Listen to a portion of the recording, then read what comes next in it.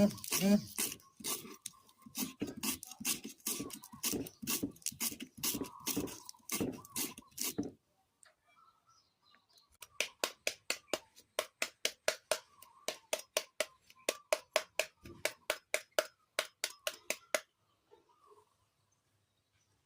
ดีครับคลิปนี้สิพามาชม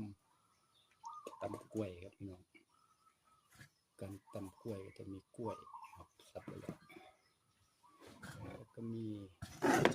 พริกตะไคร้มะนาวมาชมกันเลยแบบพริกลงไปก็มีส่วนมะขามนะครับส่วนมะนาวอาจจะบ่คักปานใด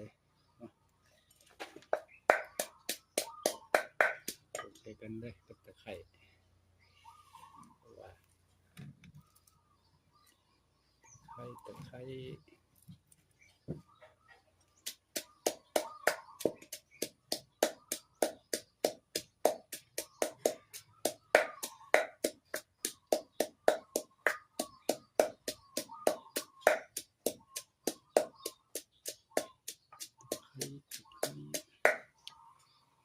ตำด้วยกล้วยเลย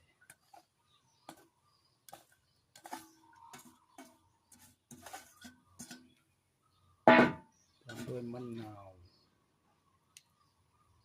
วสับเป็นเปียงเลย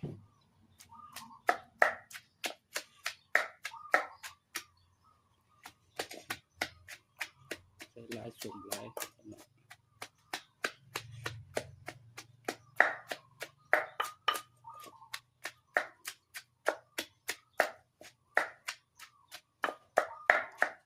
นี่แหละนะครับกล้วยตำกล้วยแซ่บๆเต็มกระถางเลย